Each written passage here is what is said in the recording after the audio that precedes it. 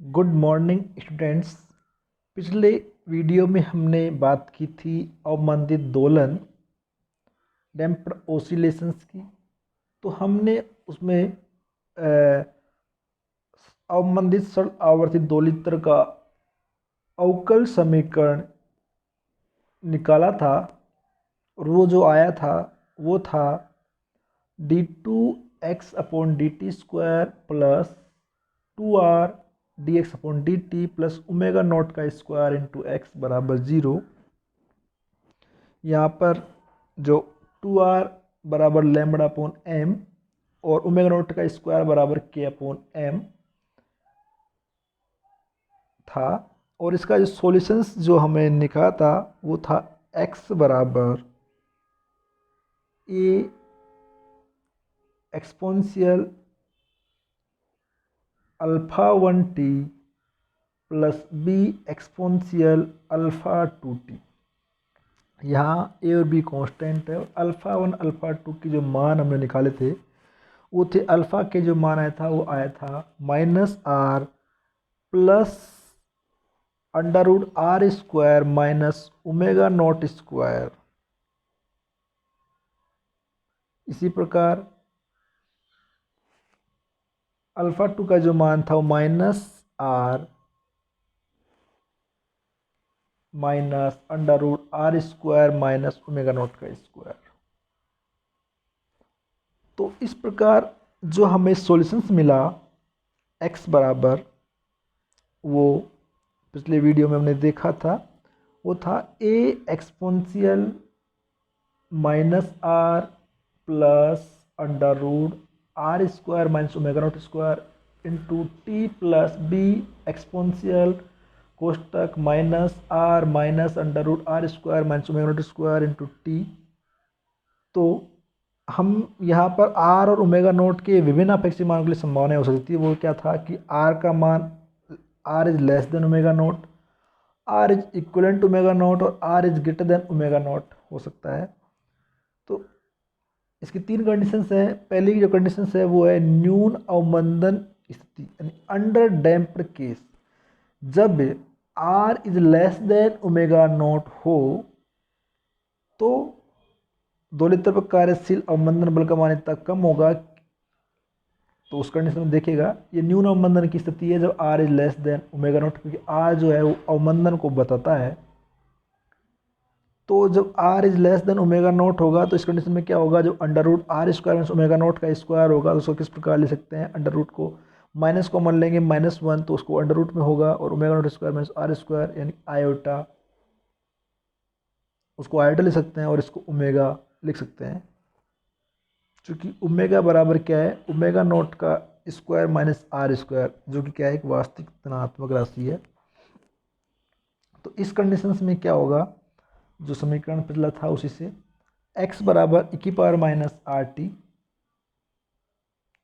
कोष्टक a e⁻iωt plus b e⁻−iωt। ये किस प्रकार, उसी प्रकार मिला कि उसमें हमने उसको कॉमन ले लिया e⁻−rt को और उसको सोल्व करके लिखा तो एक साथ, तो उसी से हमें ये मिला a e⁻iωt plus b e⁻−iωt। इसको सोल्व करते हैं, e⁻−rt बाहर लीजिएगा। अब हम क्या करते हैं, इसको खोलते हैं। द मॉर्गन जो उसका है e⁻iωt आयलर,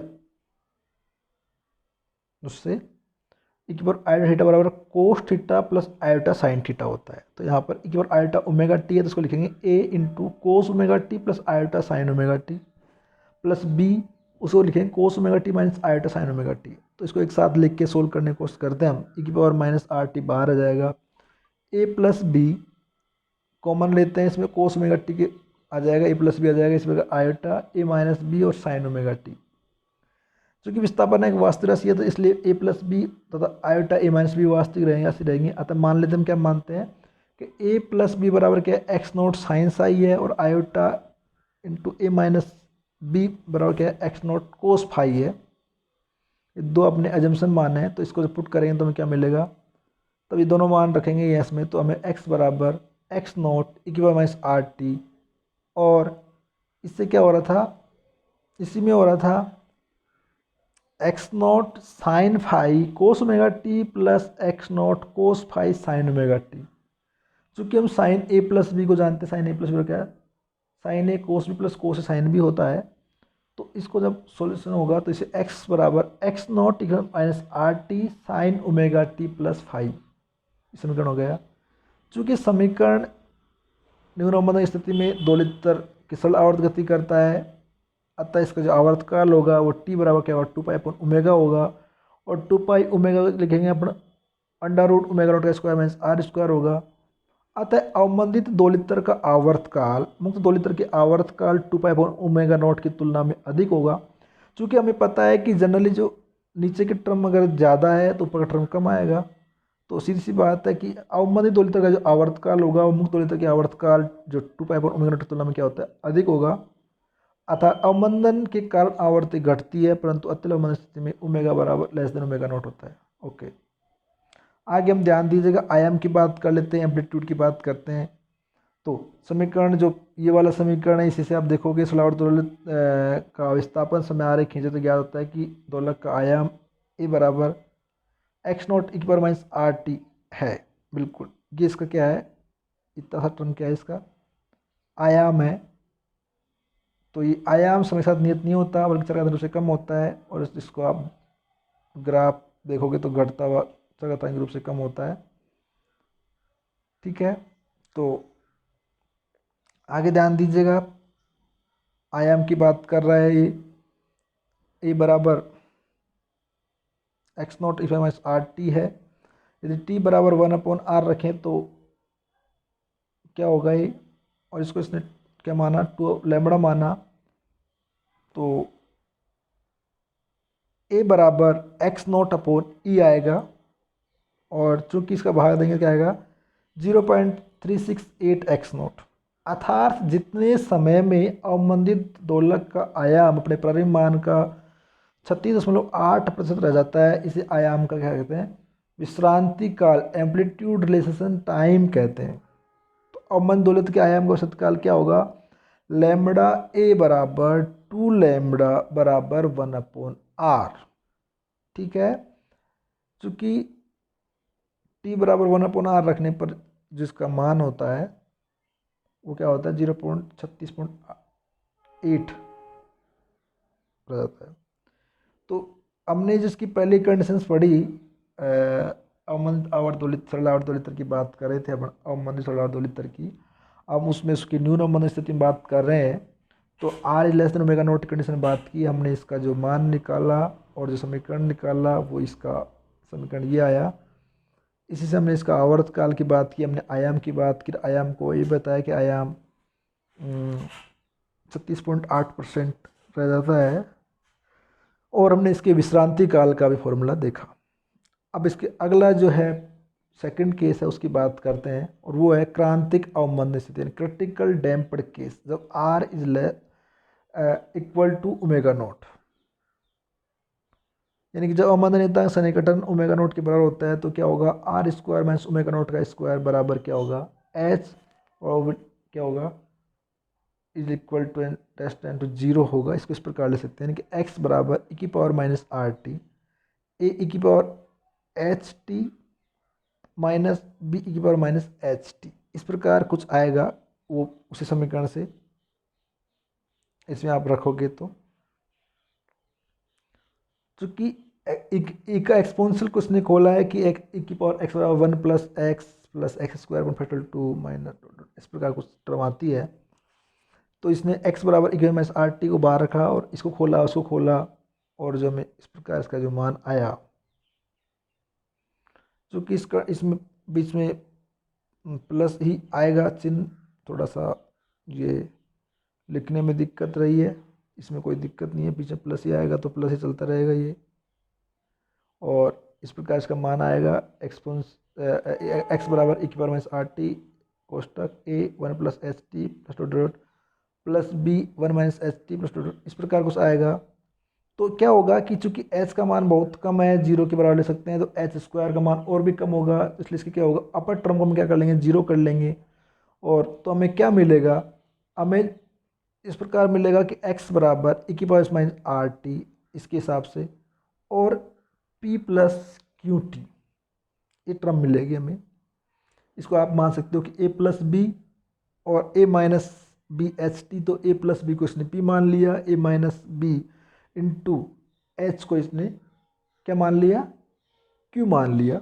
तो इसी जो फाइनल जो टर्म मिला कांस्टेंट है, पी क्यू भी कांस्टेंट है, ए भी कांस्टेंट है, तो x बराबर e minus R T P plus q T आया। और ये जो कंडीशन है वो क्या है, क्रांतिक अवमंदन की स्थिति में है। ठीक है, तो वो भी यही करना चाह रहा है कि दोलन के प्रारंभ में समय टी के लघु मानों के लिए विस्थापन का मान समीकरण रीतिपथ के कारण बढ़ता है, फिर टी के उच्च मानों के लिए विस्थापन टी से कम होता है और शून्य हो जाता है। और इसी से दोलित जो गति है वो क्या होती है, अदोलनीय यानी कि एपीरियोडिक होती है। ठीक है, इस स्थिति में प्रथम विस्थापन के पश्चात न्यूनतम समय में ही प्राथमिक संतुलन अवस्था को प्राप्त कर लेता है। तो ये कुछ इस तरह कंडीशंस है। अब है इसका अति जो सो ग्राफ की बात कर रहे थे वो अभी आगे और देखेंगे अपन। अति अवमंदन की बात करें, इसकी थर्ड जो कंडीशंस है वो है over damped case, r is greater than omega naught. चूंकि दोलक का कार्यशील अवमंदन बल का मान प्रतिबंध बल की अपेक्षा अधिक हो, r is greater than omega naught होता है, तो स्थिति में r square minus omega naught square धनात्मक होगा। माना r square minus omega naught square और कैसे क्या मान लिया, गामा मान लिया, गामा मान के चल रहा है। ठीक है, ध्यान दीजिएगा समीकरण एक्स बराबर ई की पावर माइनस आर टी कोष्टक ए ई की power gamma T plus b ई की पावर माइनस गामा टी। ठीक है, इसी प्रकार है, इसमें कोई सी दिक्कत नहीं होगी। आगे ध्यान दीजिएगा एक्स बराबर ई की पावर माइनस आर टी। अब इसमें क्या किया इसने, इसको सोल्व करने के लिए किया है, इसको सोल्व इस प्रकार किया है कि इसने इसको तोड़ा है, किसमें ए बाई टू ई की power gamma, A by two E की power gamma T plus A by two E की पावर गामा टी, मतलब आधा आधा तोड़ लिया। इस बार बी को भी बी बाई टू तोड़ लिया। अब आगे कर रहा है कि ये जोड़ रहा है और घटा रहा है, क्योंकि इसे कुछ टर्म्स में लाना है, इसलिए इसने क्या किया है, इसको ध्यान दीजिएगा। अभी जो अपन ने लिया था वो किस प्रकार था, x बराबर ई की power minus R T A plus b ई की power gamma T plus e की power minus gamma t by two plus A minus B E की power gamma t minus e की power minus gamma t divide by two. इस प्रकार इसको solve किया। अब चूंकि ये जो फॉर्मूला होता है ई की power gamma T plus e की power minus gamma T upon two, इसको होता है कोस हाइपरबोलिक गामा टी, और ई की power gamma t minus e की power minus gamma T upon by two, इसको होता है साइन हाइपरबोलिक गामा टी। दोनों मान पुट किया और जो एक्स बराबर मिला हमें वो मिला ई की power minus R T A plus B cos hyperbolic gamma T plus A minus B sine hyperbolic gamma T. तो इस प्रकार इसने अजम्पशन किया कि ए प्लस बी बराबर X naught sine hyperbolic five, A minus B बराबर X naught cos hyperbolic five, और ये मान जब पुट किया तो हमें फिर वही साइन ए प्लस बी वाला फॉर्मूला बन गया। और किस प्रकार बना, वो मिला sine A cos B plus cos sine B, अर्थात एक्स बराबर एक्स नॉट ई की power minus are T sine hyperbolic gamma T plus five. ठीक है, ये जो समीकरण मिला, ये समीकरण हमें प्रकट करता है कि अति अवमंदन की स्थिति में विस्थापन चर घातांक से कम होता है, अर्थात दोलित्र गति दोलन गति नहीं होती है। इस प्रकार इस गति को क्या बोलते हैं, डेड बीट यानी कि रुद्धोल, या अदोलनीय यानी अपीरियोडिक गति कहते हैं। तो इस प्रकार जो डायग्राम दिखाया गया है आपको, विस्थापन और समय में एक्स एक्सिस पे समय है, वाई एक्सिस पे विस्थापन है। इसमें आपको इस प्रकार मिल रहा है, एक तो ये मिल रहा है, एक आपको यूँ मिल रहा है। ये जो दोनों कंडीशंस है वो बता रहा है कि ये वाला अति अवमंदन की स्थिति में दिखा रहा है, क्रांतिक अवमंदन की स्थिति में दिखा रहा है। और हमें ये पता चल रहा है कि भाई जो दोलनी गति होगी वो सिर्फ किसी कंडीशन में होगी, न्यून अवमंदन की स्थिति में ही दोलनी गति होगी। बाकी जो क्रांतिक अवमंदन की स्थिति हो गई और अति अवमंदन की स्थिति होगी, दोनों में गति जो होगी, जो क्योंकि अदोलनी होगी या आपको होगी रुद्धोल गति होगी, डेड बीट होगी। तो आज के जो वीडियो में हमने पढ़ने की समझने की कोशिश की, वो अवमंदन दोलन का अगले पार्ट लेके चल रहे थे। हमने पिछले वीडियो में उसके बारे में इसको अवकल समीकरण निकाला, उसका सोल्यूशन निकालने की कोशिश की। आज के में तीन मुख्य कंडीशनों के बारे में बात की, R less than omega naught, R is equal to omega naught और R is greater than omega naught. R less than omega naught न्यून अवमंदन स्थिति होती है, इसमें जो गति होती है वो दोलनी गति होती है, और इसका आवर्तकाल, इसका जो विस्थापन समीकरण, सरलावर्त गति और इसका आयाम और इसका विश्रांति काल का मान निकालते हैं। जबकि जो क्रांति का अवमंदन स्थिति होती है r is equal to omega naught, इस कंडीशन में हमने जो देखा वो भी हमें अदोलनीय गति प्राप्त होती है। और अति अवमंदन स्थिति में r is greater than omega naught की स्थिति में हमने देखा, तो इसमें भी हमें अदोलनीय गति प्राप्त होती है। अगले वीडियो में हम आगे और बात करेंगे। Thank you.